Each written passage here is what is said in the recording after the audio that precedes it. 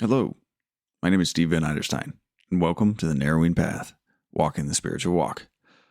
Thank you for coming back and joining me again for the next portion of the chapter As a Man Thinketh in Emmet Fox's book, The Sermon on the Mount. This is the same copy we were reading last week. If you look up here, you can't see it in the light pole. That orange spine, that's the actual dust jacket that goes on this one. The constant opening was starting to erode the dust jacket. Was starting to disintegrate in places. So to preserve the dust jacket, I got it taken off. But this is still the 1938 copy from or printing of this book that I read from last week.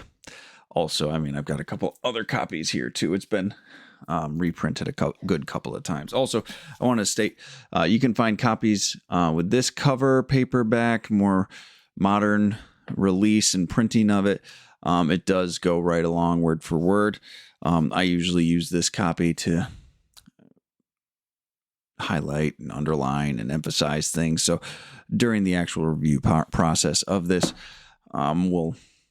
you'll probably see me pick that up at some point. But this, I appreciate everyone's follows. I appreciate everyone's subscription. I appreciate everybody that's watching the shorts and giving me feedback on them. I think it's fantastic. Thank you all so much for that. I'm glad this is getting out there for people to see. And I'm getting some opinions back too. I appreciate that. So just wanted to say thank you. We do have a Facebook page. We have a Spotify page. Obviously, we're here on YouTube as well as there's a TikTok and an Instagram.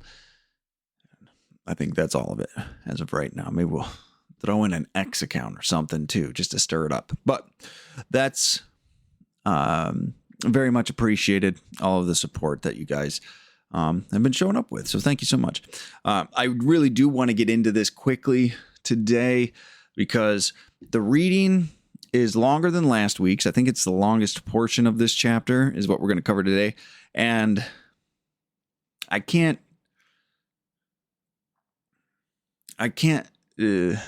simply articulate how important some of the concepts he talks about in these 6 pages are.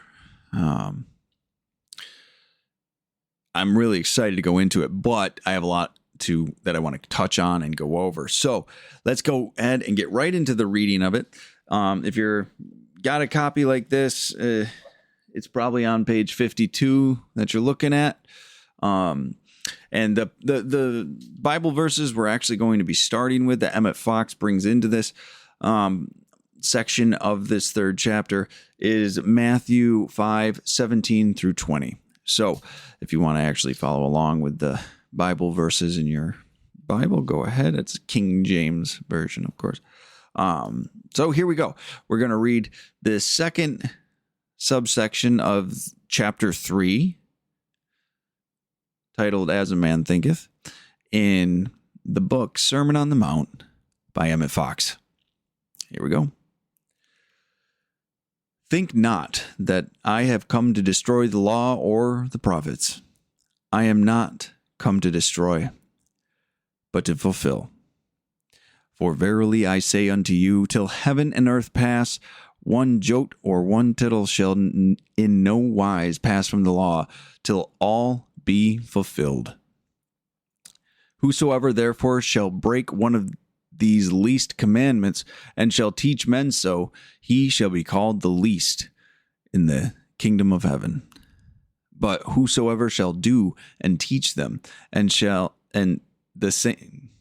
whosoever shall do and teach them, the same shall be called great in the kingdom of heaven.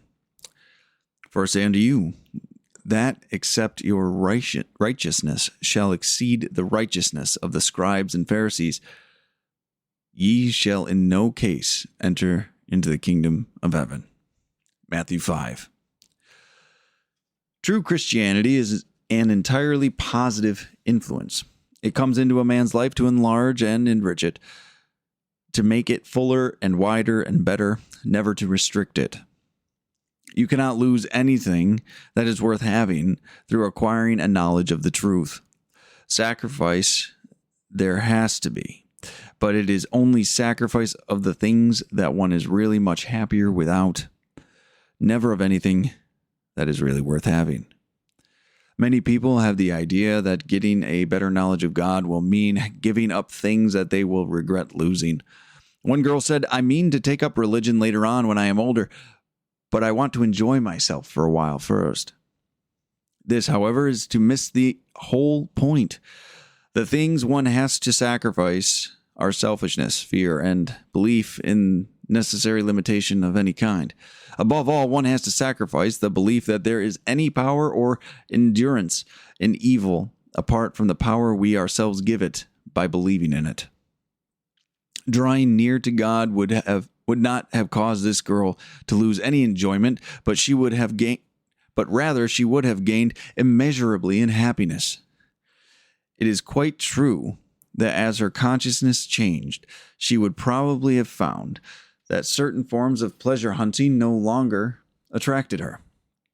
This would probably have happened, but there would have been ample compensation in the new light that would have been thrown upon every phase of her life, and in the wonderful new aspects that the world would begin to wear for her. It is only things not worth having that would disappear under the action of truth. If, on the other hand, anyone were so insane as to suppose that the knowledge of the truth of being could put him above moral law in the sense of authorizing him to break it, he would speedily discover that he had made a tragic mistake. The more spiritual knowledge that one possesses, the more severe is the punishment which he brings upon himself by any infraction of the moral law. The Christian cannot afford to be less careful than others in observing the whole moral code in every nook and cranny of his life. He has, on the contrary, to be very much more careful than other people. Indeed, all real spiritual understanding must necessarily be accompanied by definite moral improvement.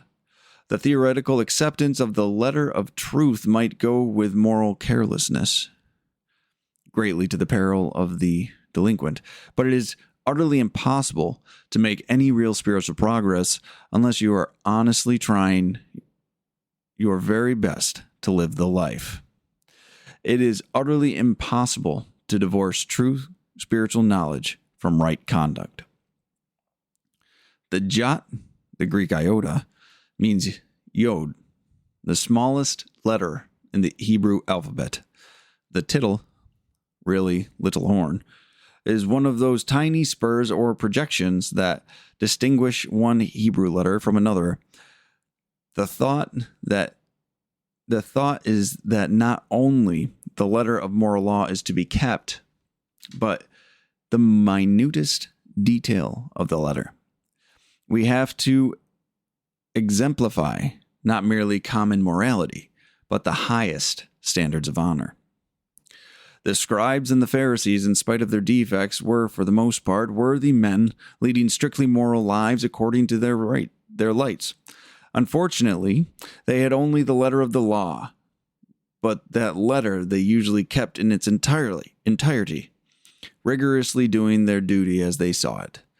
Their faults were the fatal weaknesses of the religious formalist everywhere: spiritual pride and self-righteousness. Of these faults, they were sublimely unconscious. That is the deadly malice of these diseases of the soul, and they did strive to fulfill the law as they understood it. Jesus knew this, and he gave them credit for it. And here he warns his followers that unless their practical conduct is in every respect as good as, and even better than, that of these people, they need not suppose that they are making any spiritual headway. Spiritual attainment is the highest standards of conduct. Spiritual attainment and the highest standards of conduct must go hand in hand. Unless both are there, neither is there. As you grow in true spiritual power and understanding, you will actually find that many other rules and regulations will become unnecessary. But this will be because you have really risen above them, never because you have fallen below them. The point in your development where your understanding of truth enables you to dispense with certain outer props and regulations, is the spiritual coming of age. When you really are no longer spiritually a minor, you will cease to need some of the outer observances and that formerly seemed indispensable. But your resulting life will be purer, truer, freer, and less selfish than it was before. And that is the test. To give a simple illustration, some people find that at a certain stage of their progress, their mental processes become so orderly and clarified that with a little treatment, they can go through their day's work, keep all their appointments, and discharge all their duties without bothering to consult the clock or needing to carry a watch. Now, it has sometimes happened that one of their friends, knowing about this and desiring to emulate them, has taken the simple step of leaving his watch at home and ignoring the clock, with the result that he is late for all of his appointments, thus upsetting his own day's work and that of other people too, whose convenience he did not trouble to study. When the student is spiritually ready to dispense with his watch, he will find himself doing the right thing at the right time without thinking about the watch at all. Whereas, when he has to make special arrangements to discard his watch and then finds himself late for engagements, it is proof that he is not yet ready to demonstrate in that particular. The proper course for such a person is to carry a watch, work to a timetable, and devote his treatments to things that really matter, such as healing himself and others, overcoming sin, working for understanding and wisdom, and so on. So it is with the larger issues of life. The spiritual coming of age cannot be hurried or forced, but must appear in its own good time.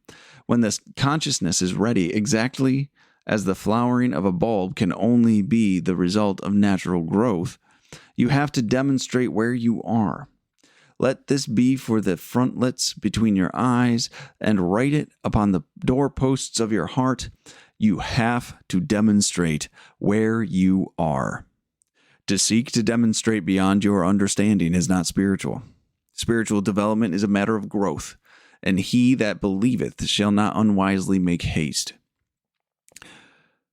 Fix your attention wholeheartedly upon spiritual things, and meanwhile do all that needs to be done in the ordinary way.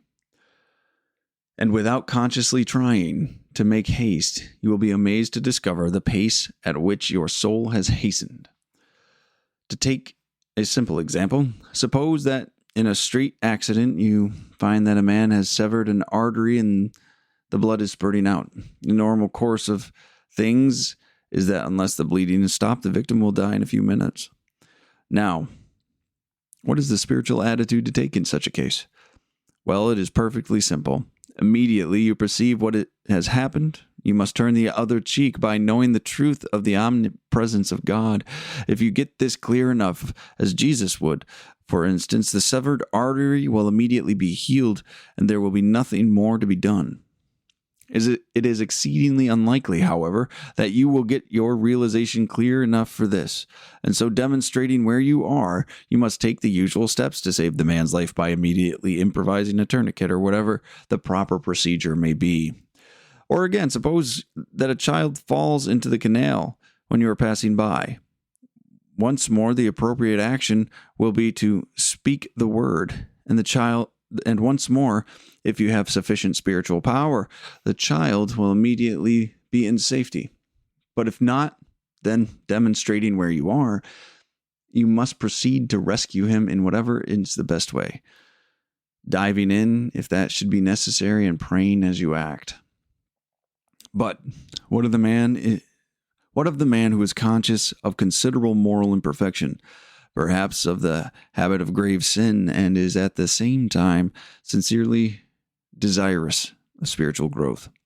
Is he to relinquish the quest for spiritual knowledge until he has first reformed his conduct? By no means. As a matter of fact, any attempt to improve himself morally without spiritual growth is foredoomed to failure. No more can a man, to use Lincoln's phrase, raise himself off the ground by pulling on his own bootstraps. than can the sinner reform himself by his own personal efforts. The only result of relying upon himself in such cases will be repeated failure, consequent discouragement, and probably ultimate despair of doing any good. The one thing for such a person to do is to pray regularly, especially at the actual time of temptation, and to throw the responsibility for success upon God. He must carry on in this way no matter how many times he may fail, and if he continues to pray, and especially if he prays in the scientific way, he will, as a matter of fact, very soon find the power of evil has been broken, and that he is free from the particular sin. That particular sin. To pray scientifically is to keep affirming that God is helping him, that the temptation has no power against him, and constantly to claim that his own real nature is spiritual and perfect. This is ever so much more powerful than merely to invoke the help of God. In this way, moral regeneration and spiritual unfoldment will go hand in hand. The spiritual life does not require that we possess perfection of character, or else which of us would be able to live it? What it does require is honest, genuine striving for that perfection. And that is where we're going to end. That is the end of this section before we get to the next verses of Matthew. And as you can tell, there's a lot that went into that chapter. Like, there is a ton that went into that chapter. There's the first time I can remember clearly, the first time I read that in my spiritual journey and in my recovery, I was kind of taken aback by what he was talking about there. There were some things where I was a little suspicious maybe as to what he meant, as to what he was maybe going on about. So for those of you who may have heard some of that and gone, what's he talking about there? I was right there with you. So I hope to give you some clarity as we go through this. So let's get right into it. This is probably going to be a longer episode, like I said earlier. So I'll keep it moving fast, but I want to make sure I touch on some really important concepts that he talks about here. So the first thing I want to say about this is he opens it up with really setting the right tone in this section, because it can get into some weird not weird. It can get into some what's right and wrong in this, right? What we're actually looking at. So he sets it right off the bat. He says true Christianity is an entirely positive influence. So the real essence of Christianity is positive, is to grow, is to be a good and powerful impact on you and your life than those around you, of course. So and then he expands on that to say it comes into a man's life to enlarge and enrich it, to make it fuller and wider and better, never to restrict it. This is a common misconception that I know I've had, I know many people have, right? That the accepting and the involvement with the Christian faith and the following of a Christian faith, and again, I want to start out right here with whatever your faith journey is, wherever you are, right? The main thing we're stressing here is connecting to a God and being of service, right? The God of your understanding, a power greater than yourself. This is heavily Christian influenced. I do want to say these are influences that can be felt in many different ways. This one obviously is going to be coming from a Christian perspective, but take from it these Christian teachings and incorporate them hopefully into your own practice. That would be a beautiful thing. So I hope that this doesn't flare up any prejudices that people might have, but to take away the lessons and take away the strength from this section here. So when we talk about this, we're talking about connecting with a God of your understanding. We're talking about connecting with virtue and principle. We're talking about connecting and growing and filling our life with this presence of this God, this presence of this power greater than ourselves.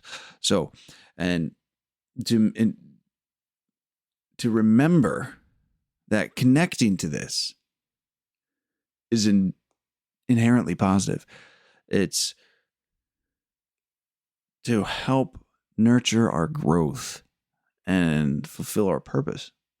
So it's great that he starts off with this, because it goes into some areas that are very relevant to me. And the next quote I want to say is, you cannot lose anything that is worth having through acquiring a knowledge of the truth. Now, this was one thing I had been worried about, right? It's important to keep this at the front of your mind, right? If you are following your faith and you are following your practice and you are growing in that faith and that practice, and you're coming to realize like the certain behaviors or certain things don't align with this, and you feel like you're going to have to let them go, Emmet Fox is reassuring you right here. You cannot lose anything that is worth having through acquiring a knowledge of the truth. Just think of that objectively. If acquiring knowledge of the truth requires you to let certain things go, then you're not supposed to have them anyway. Truth is giving us a map to actually follow. Truth is giving us the opportunity to refine ourselves, to be able to understand what's important and what needs to be brought into our lives. It's just such a powerful thing. And being willing to let that go is really, really important, whatever that is, right? This includes behaviors. This includes people. This includes things, thoughts, personality traits. For a lot of us, myself included, for a long time, and I still do, and with certain characteristics, I'm sure, we become so attached to our personality and these defects, some might call them, that we let them define who we are. But then we get into this practice, and it's saying you have to let go of the anger. You have to let go of the self-pity. You have to let go of the self-seeking and the self-serving. And we have a hard time with that. We have a very difficult time with that sometimes. To allow God to come into our lives and shape and mold us as to what he would have us be is a little scary. Right? And he acknowledges this too, right? It's not like he's blind to the fact that there's some sacrifice. He says it here. A sacrifice there has to be, but it is only sacrifice of the things that one is much happier without, never of anything really worth having. I didn't know that. I didn't realize that. And if you ask me in that moment, some of those things that I had to let go of, were they unhealthy, right? Would I be happier without them? I probably would have told you no.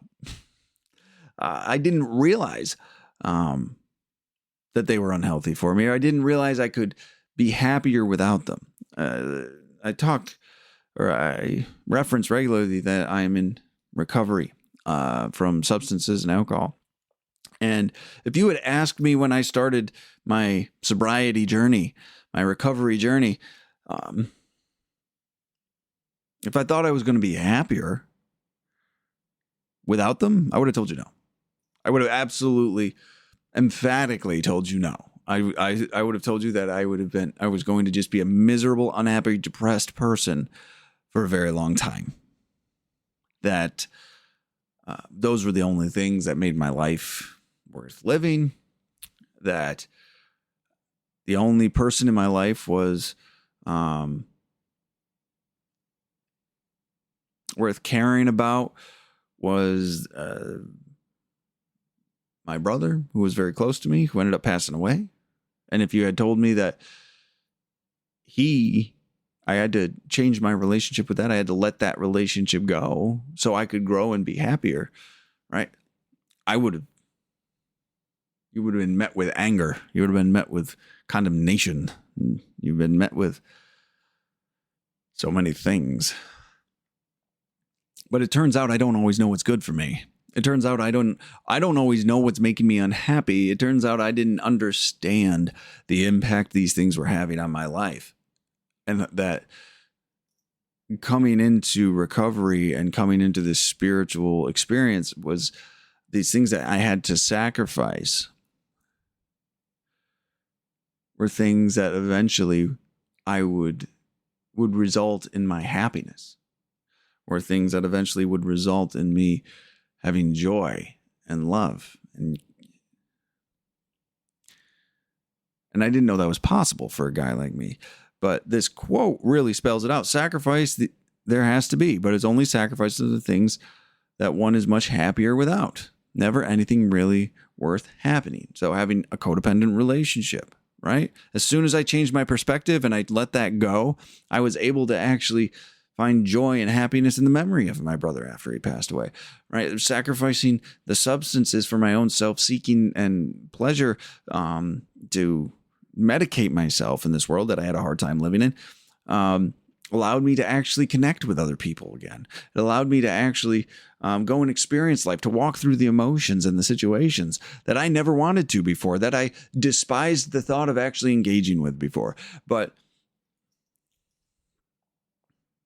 I walked it. I did the path. I started this journey, and I actually took the suggestions and I walked in what would be called faith. Faith is meant to be practiced. You walk in faith. You take actions out of faith. And now I do believe that you can be scared of what you're doing, but faith that the action you're taking is the right thing, right? If you're being honest in a time you'd usually lie, it's scary to be honest then. But the faith that gets associated, faith in action, right? Faith without works is dead, they say. Faith in action allowed me to take the right action. And then I got much different results. So yeah, I usually don't actually know what's good for me. I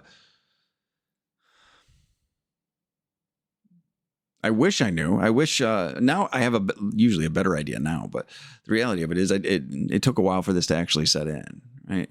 So this concept that we put going to get involved with religion and get involved with God, we put it off. I related to, I thought that in the reading, he said, I'm going to go have fun first. That woman that he talked to, I'm going to come to religion later on, but I want to go have fun first. Like that person that he was describing that interaction with really thought that when you come to follow God in your life, when you come to follow Christ in your life, or when you get connected with this power greater than yourself, that all the fun was over, that it was going to be dull. It was going to be the end of your, I don't even know, selfish juvenile indulgences is really what ends up happening, is those end. But we selfishly want to hold on to those things. We want to hold on to these things that give us pleasure, where we can just bask in our own self-absorbed thinking, right? Like, oh, well, I need to go do what's fun for me first before I go and sacrifice the drinking and the drugging, right? Before I sacrifice the dating, before I sacrifice all the food and all that's unhealthy for me, right? Like, I've got to go screw everything up first before I come to God, because when I come there, it's going to be very rigid and boring. And that's not true. That's just not true. That's just us in some 12-step fellowships that would say self-will run riot. I relate to that, though. I didn't want to be boring. I didn't want to be these stuffy churchgoers that I had grown up around. I didn't want to be these people that I thought didn't know how to have fun, right? Not thinking that they were probably in my shoes at one point too. So I pushed away from it. I said, that's not for me. I'll go to that later. Then I just hated it in general. But then Fox tells us what that is. The things one has to sacrifice are selfishness, fear, and the belief in necessary limitation of any kind. The limitation that of our lives in any way when we turn to follow God, right? That we would limit the fulfillment in life, the joy in life, the happiness in life, right? Like that belief is what needs to be sacrificed. The selfishness and the fear needs to be sacrificed. Now, it doesn't go away. My own experience, I'll say, didn't go away all in one shot, of course, right? It's a process of growth. It's a process of applying these principles. But all we really sacrifice are the things that stress us out, the things that hold us back, the things that become barriers and obstacles to our own happiness and our own joy in living. And then we start getting resentful because all we want is to be happy and have peace and joy in our lives. And we can't seem to figure out how to do it when we've been told how to do it over here. We just don't want to do it that way because I want to have my cake and eat it too, as they say, right?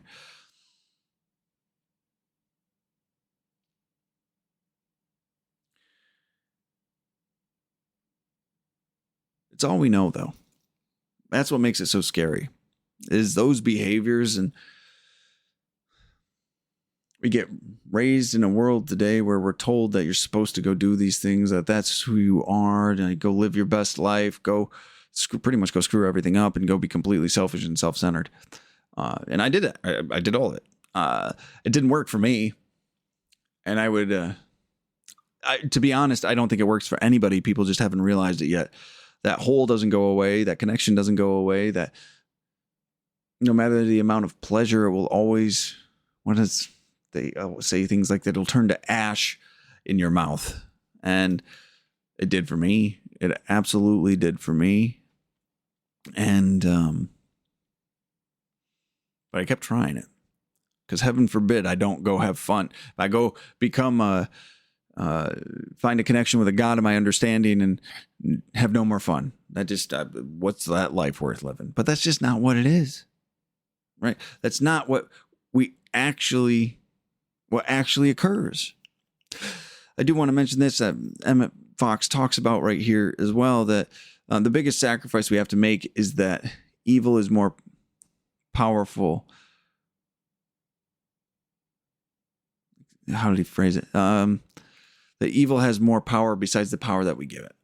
Meaning the only power that evil has over us is the power we bestow upon it. And that's given over to it by running away from a connection to a God of our understanding, from disconnecting from that source, that energy, that power greater than ourselves. When we make the space for that evil to come in, for that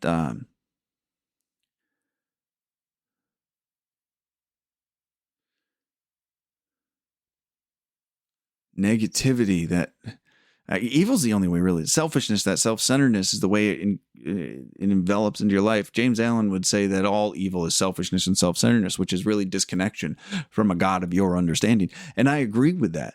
And then we give that evil power. We believe it. We believe that evil has power over us. We believe that we can't beat it. We believe that it's going to continue to come after us. But it's really only the power we've given it. And we have to sacrifice that belief. We have to let that go and hold on to a new belief that the God of our understanding, this power greater than ourselves, this higher power, whatever that looks like for you, has more strength than it ever could. And we have that available to us. And we don't have to sit here and try to make life work for us. We just have to follow some basic tenets, virtues, and principles, and life works for us. He says following God does not mean the removal and absence of pleasure and happiness either, right? He said if this girl had made this sacrifice for these selfish pleasures, that she would have been compensated more than imaginable in every area of her life with fulfillment and happiness, right? The old selfish, self-seeking behaviors go away and it gets replaced, though it doesn't always get replaced immediately. I will say that, right? There's usually this a dark night of the soul, sometimes it's called. There's this time of pain and suffering where you really have to start doing the work and reorienting yourself. But eventually it comes in because you're not blocking it off anymore. You're not filling it up, or you're not trying to replace it with something else. So the old selfish, self-seeking behaviors go away, and a true joy, a true happiness, love, and freedom, they come in to replace it, which is more gratifying than we ever knew was possible.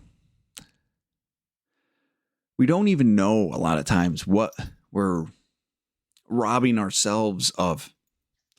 We don't even know what we're cutting ourselves off from when it comes to this stuff. At least I know I didn't know.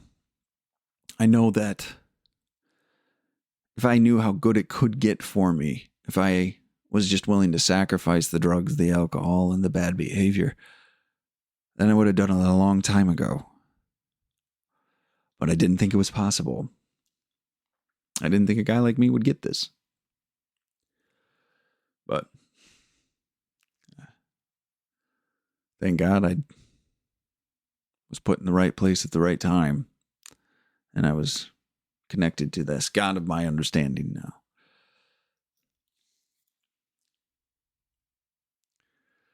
He also talked about, we start to know these processes, we start to know these spiritual truths, and sometimes people will take that and they'll like put themselves on a pedestal. They'll put themselves up here with spiritual self-righteousness, and that doesn't work. We don't get the right to break the rules of the moral rules and harm other people. We don't get the right to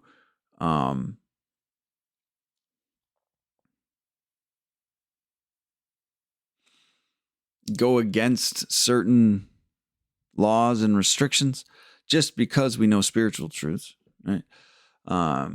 It doesn't allow us to break the rules. Some people, and I attribute this, there's a saying out there that's like, beware the weight of unearned wisdom, right? Like these are the people that, and it was myself for a while, and in some ways at least, where you find some spiritual truths and you feel like you have no responsibility to the rest of the world. You have no responsibility to your fellows. It's, well, it's just this, or, we're all just spiritual beings. Like, I feel like some of the hippie culture that I've experienced a little bit of, is spilled over into this. Well, we don't have to do anything now, man. We don't, none of it matters. No, we still have responsibilities and obligation. We don't get to just do nothing because we have some spiritual awareness, right? Emmet Fox goes on to say, the more spiritual knowledge that one possesses, the more severe is the punishment which he brings upon himself by any infraction of the moral law. So, actually, the more spiritual awareness you have, when applied correctly, means the more painful it will be to deviate from moral law, to abandon your responsibilities, to neglect the laws of the land that you're a part of, right? These the spiritual connection actually demands that you're supposed to follow these things to the best of your ability. That any pain and suffering that you might endure is actually the result of your own actions that you've brought upon yourself because you've deviated from the moral law. You've gone against God's will for you in your life, right? You've abandoned your fellow man. You've abandoned the good because you have knowledge, right? It's a very unhealthy place to be. It's very selfish and self-centered, that self-righteous spiritual soapbox. And we just use it to, I think he calls it a delinquent in the book. I'm not sure where it is. Page 51 in this book. Let me see. Greatly to the peril of the delinquent, right? That sometimes, yeah, people are like, oh, none of this matters, right? And you completely miss the point. And then we bring upon ourselves this destruction, pain, and this suffering. So it's self-induced. It's our ego getting in the way. It's another manifestation of ego, as some might say. It's a manifestation of selfishness and self-centeredness that we didn't necessarily realize was happening.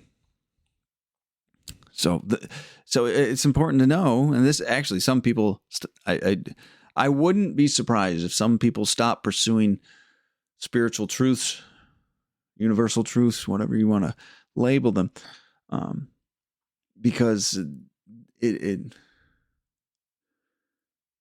demands of them more adherence to the good and to the right and to the moral. And some people just want to get away with things still. Some people just want to be selfish still. Some people still want to just embrace a self-centered lifestyle. So they actually stop their walk. But Fox makes it very clear. As our spirituality increases, so does our moral behavior. They go up. We apply more thoroughly in more areas. We apply this spiritual understanding, these truths, in many new ways, in ways we didn't even understand, right? Because more truths get revealed to you, more applications of this gets revealed to us. I know that's been my personal experience, that the longer I'm in recovery, the longer I'm sober, the more I know, the more I learn, the more I apply, the more places I need to correct things. And I've done a lot of work, but all that work set the foundation for the work I have to do today. So it's that willingness to continue to walk this path that's really, really important. And he also says it is utterly impossible to divorce true spiritual knowledge from right conduct. They're married, right? They are one in the same thing, because your conduct will improve as your spiritual knowledge improves, right? Because guess what? As you become more spiritually fit, as you become more spiritually understanding, as you learn more spiritual truths, you get your ego out of the way. Humility takes its place. You don't even realize it. And then when humility's there, when right-sizedness, when honesty and love and forgiveness are placed within your soul and within your heart, well then, you have much better conduct, don't you? At least I know I do. So, spiritual growth really does demand growth of conduct. And we need to be extremely aware of it. We need to apply it. We need to the nth degree, to the utmost with this. He talks about I thought this was an interesting part of the verse, the jot and the tittle, and what they are the smallest expression in Hebrew, pretty much. So even the most minute detail of our moral conduct matters, right? Even the small. It's almost like the saying of we need to dot our I's and cross our T's, right? Make sure everything is within the parameters. Make sure we're doing the right things. Make sure we're actually taking the right actions, right? And when we do that, it has to be a rigorous and a strict application of these things. So it's the highest moral standard that we have to actually follow, which we're not all of us were very keen to get that started. It's been a process for myself. So, but this next part is very, very important. He talks about the Pharisees and the scribes and how they have followed the letter of the law, but their downfall, he stated this way: their faults were the fatal weaknesses of the religious formalist everywhere, spiritual pride and self-righteousness. Well, that's a big statement. That is, that carries a lot of weight and a lot of depth. Even today, this carries a lot of weight and a lot of depth, and not necessarily even with religions.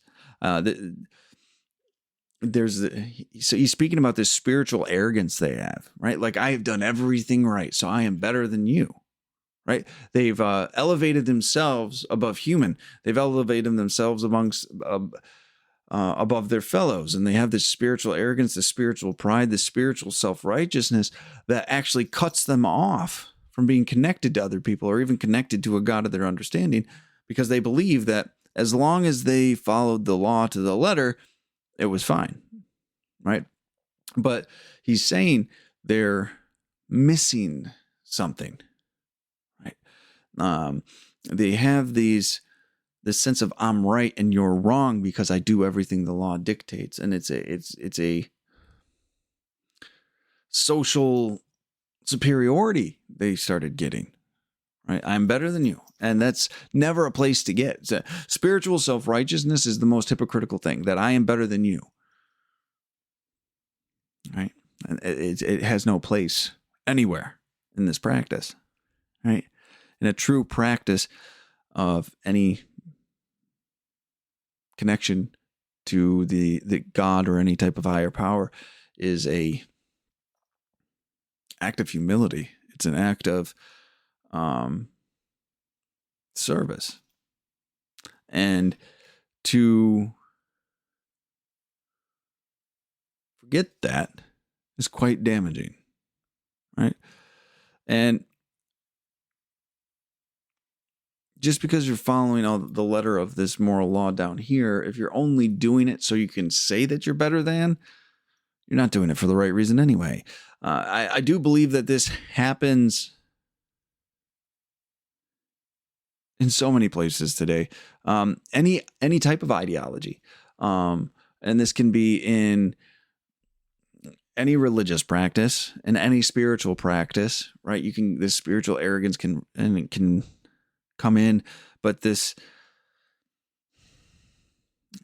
self-righteousness can even infect politics today. I mean, it does infect politics, not even can even. It's there. It's strewn throughout it, but it can also, in the world of social justice, it can get involved. This self-righteous behavior. And I know that even there's people who are social servants, right? Like social workers, things like that have this inherent sense of arrogance and self importance because of their belief structure. And that's not good for anybody.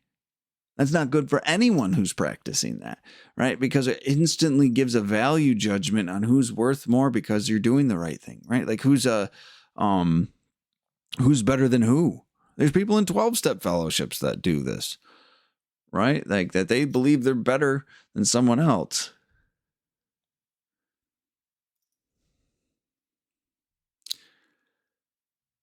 They don't even know it's happening. That Emmet Fox stresses the fact that it creeps in unknowingly. These people don't even realize that's what's happening. They don't even realize that they've allowed their ego to overtake the driver's seat again. And it's really, really unfortunate. And this is where Emmet Fox says spiritual attainment and the highest standards of conduct must go hand in hand. Unless both are there, neither is there. If you're acting in judgment, right, but you're following the letter of the law, you're just a Pharisee. You're one of these people that want to just be able to say that they're better than you because they do all these things and this is what's going on. But the reality of it is you're just inflating your own ego for your own sense of self-worth and gratification, right? It's the same concept of in 12-step, you'll hear the saying, being clean but living dirty, right? So they might have stopped using substances or drinking alcohol, but they're still living the lifestyle, and they might still be selling substances. They might still be egotistical and arrogant, and they might still be committing crimes or whatever it is, right? They're still going against the spiritual law, but this part is of their life they're doing well, right? Like the behavior doesn't match the spiritual claim, but the spiritual claim also has to match the behavior, right? If both aren't there, then neither are. And that carries some weight. That carries some reorientation, right? It carries some perspective with it. So he goes on here to say that when you really are no longer spiritually a minor, you will cease to need some of the outer observances that formerly seemed indispensable, but your resulting life will be purer, truer, freer, and less selfish than it was before. And that is the test. Now, this goes right along with what we're talking about here. So, we're shifting from following rules of what not to do to rules or principles of conduct on how to do or how to be more so. An extreme example, for instance, is thou shalt not murder, thou shalt not kill. If you only do it because it's explicitly said not to do it,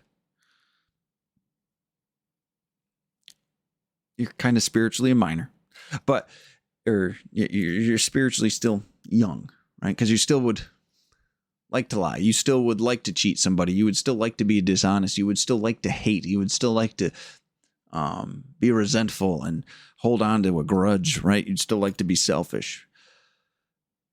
But things are telling you not to, right? So we go from, hey, don't do these things. And when we mature spiritually, we start to say, I'm going to be kind. I am going to be loving. I'm going to not kill this person because I want to be loving towards this person, right? I will not murder this person because it goes against my principles and my values, right? It's not the right thing to do, right? It's not what not to do, it's how to be.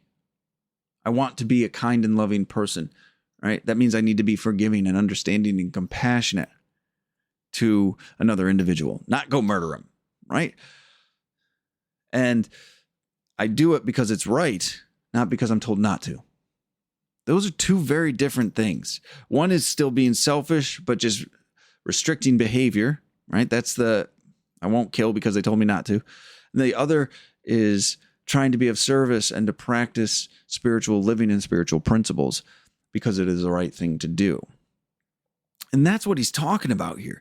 You stop needing external things to guide your day. You stop needing external rules to tell you what's right and wrong, and you just know it inherently, what's right and what's wrong, where you're supposed to be going and what you're supposed to be doing. That's why it's very similar to this concept of an external locus of control or an internal locus of control, right? Like the things outside of me tell me what's right and wrong comparatively to like what's in my soul and what I believe has the knowledge of right and wrong, and it doesn't just serve me, right? Like I'm in service to a God of my understanding, and that tells me how to be and how to conduct myself, right? You take the control back as to how you want to involve yourself and present yourself in this world. So, and this is where he gets into the watch example. When I first read this, I think I missed the reasoning he put it in there. But what I get now is this is the example, right? If the example of the person that advances spiritually does not need all of these external limitations and monitors to guide them as to what's right. They just do what's right. He's saying that if you achieve a certain level spiritually, a certain level of spiritual maturity, for instance, you might not need a watch, because you'll always know the right thing to do at the right time, at the right place, right? And he's using that as just a metaphor. And then what I love this, I definitely missed this the first time I was reading this, like years ago. He's saying, then someone else might say, "Hey, this person, they don't need a watch. I don't want to have one either. I want to be just as spiritual as that person is, right?" Well, that person then becomes screws up all his appointments. He doesn't show up on time. He abuses of other people's time, right? And he emphasizes the understanding that you have to demonstrate where you are spiritually.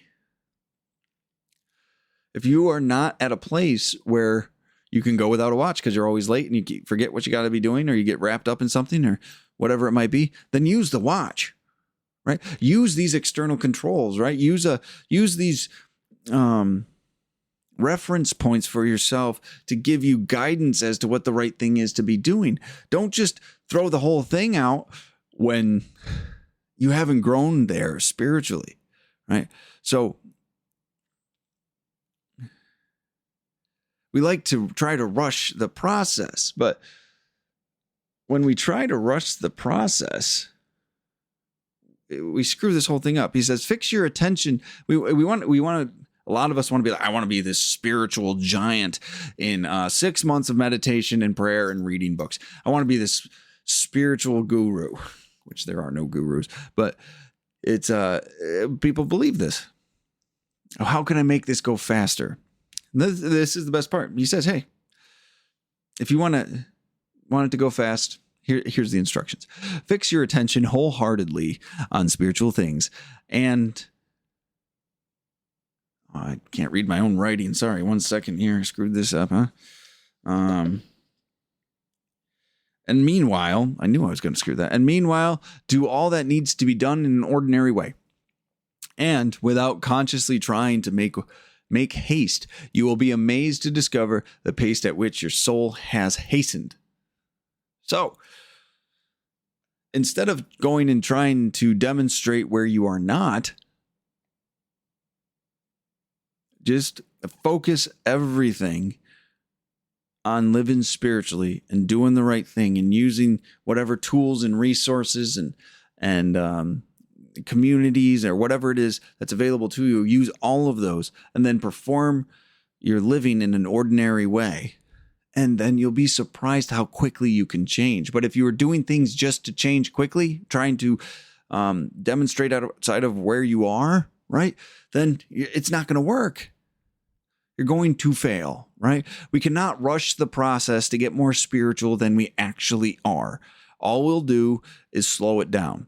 Anything you do to try to speed up your spiritual growth, you will just slow yourself down. I've done it.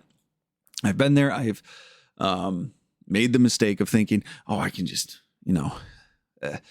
mass consumption of spiritual literature, I thought would fix me. And no, it's the living portion that does it.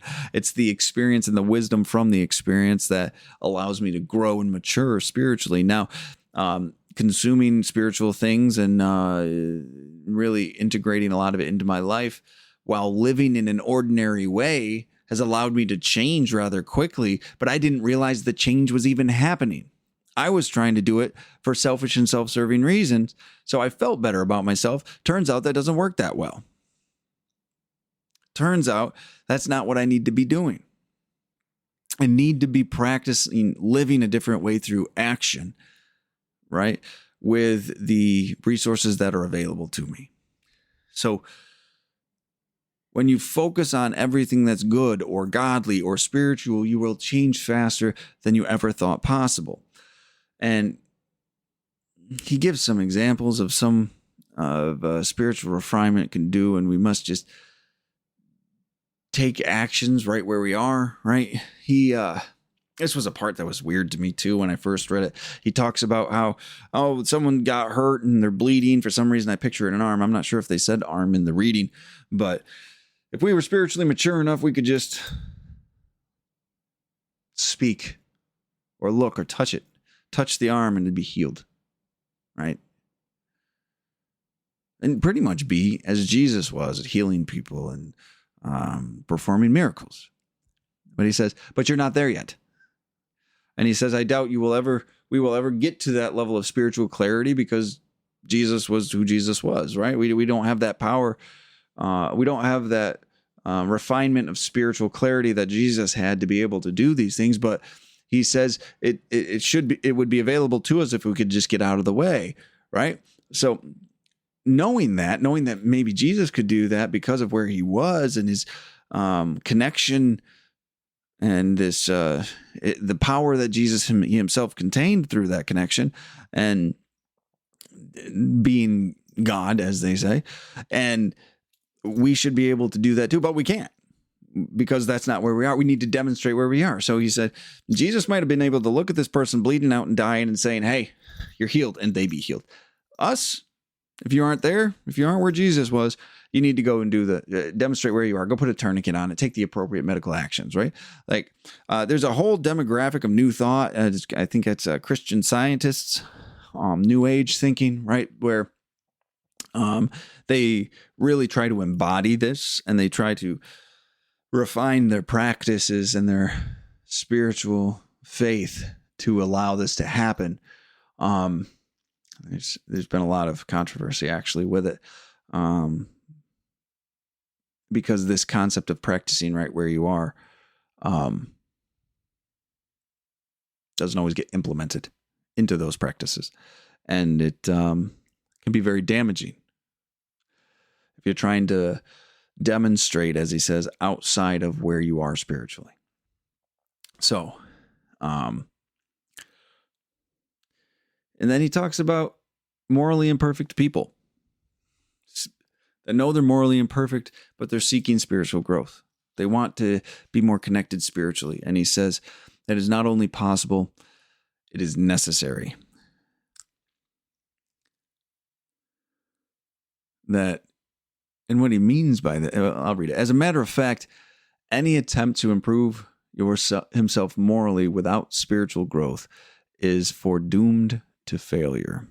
He also, later in the paragraph, said the only result of relying upon himself in such cases will be repeated failure, consequent discouragement, and probably ultimate despair of doing any good. So this goes back to earlier on in this book where Emmet Fox talks about his belief that prayer is the only way to truly change because it changes our character. And I relate to this portion because I tried to change myself so many times. I tried to change myself outside of being connected to a God of my understanding many times, and I failed repeatedly, right? And the only way that I was able to actually really embody any change was to go a spiritual path, right? I related so much to this because I could never change on my own volition. It took a spiritual solution for me to change. And he talked about the solution that worked for me, actually. The only thing for such a person to do is to pray regularly, especially in the actual time of temptation, and to throw the responsibility and success upon God. I take no credit for good or bad on the success I've had in my recovery and in my sobriety, because I gave up that, because everything that I tried to do to stop it, everything that I tried to do to change my thinking, to change my mental health, to stabilize my emotions, right? None of it ever worked. The only thing for me that's worked is to pray. Now, I did not believe in any God. I did not believe in any type of spirituality when I got here, but I was desperate to do something different. So someone suggested to me to pray. So I actually started praying with no belief in a God, with no belief in any type of higher power, in any type of energy or source or anything like that. I had no belief at all in it, but I did it anyway. And then guess what? Here I am years later. And that was the only thing that seemed to work for me. Staying connected to other people, staying involved with a spiritual practice. I had no concept of God. I had no desire to get a concept of God even. It wasn't important to me. I thought it was all crap. I thought it was just a way for people to make themselves feel better about their own crap. I thought it was I used heavy duty substances and alcohol to make myself feel better. Other people used God, and they were the exact same thing. On some level, I was right. It was a solution, as some might say. But the reality of it is my solution was destroying my life, and their solution was building up one. They found genuine joy, peace, happiness, contentment, and fulfillment with life, and I found misery, resentment, instability, and emotional dysregulation. But I didn't want to try this one. So this is just so integral to my own personal story. That's why I care about this one so much. And then he ends this section with one of the best, most encouraging lines for anyone that's reading it. And it's, the Christian life does not require that we possess perfection of character, or else which of us would be able to live it? What it does require is honest, genuine striving for that perfection. You do not need to come into this connection with a God of your understanding as a perfect person. It's not expected, right? You do not need to start practicing spiritually in whatever way you choose to practice as a perfect person with a perfect practice, with perfect moral and principle and virtue. You come broken. You come morally corrupt. You come selfish. You come laden with sin, as some might say. And then we aim to do better. We aim for this perfection, but we don't really, we never would claim it. But we keep walking towards it. We keep adjusting our conduct, our thinking, our belief structure, our hearts. We continue to grow in this knowledge and understanding of this God that we've found in this journey, right? Or this source and this energy and this connection that we've found. And we keep walking towards it in that growth, in that beautiful experience. And that's why they say progress, not spiritual progress, not spiritual perfection. That's why they say aim up. Always aim for perfection. And if you're aiming for that and willing to sacrifice these selfish and self-serving behaviors and thoughts and beliefs along the way, your life will change immensely in a way you never thought possible, in a time frame that you never knew could happen. It's an amazing, amazing gift. And a lot of this has been made true in my life. So I absolutely loved this reading of this section today. This brings us to the end. Like I said, this is one of the longest episodes I've ever done. So I appreciate y'all sticking with me through it. And I'm really looking forward to some of the feedback I'll get from this and what y'all's thoughts are on it. And if you've read this book, please leave me some comments. I'd love to know what your favorite parts of the Sermon on the Mount book are. And for those who maybe who might not have read, might be the first introduction to this book, there, Sermon on the Mount by Emmet Fox, please go back and watch my Beatitudes episodes. I think it was in season 2, towards the front, right after James Allen's As a Man Thinketh, actually. Just watch those. I think it's 8 episodes. And you'll get another whole chapter of this book explained and broken down in my experience. So, but thank you all so much. I am extremely grateful for you. Thank you so much. And next week we'll go on with the next section. So until next time, thanks.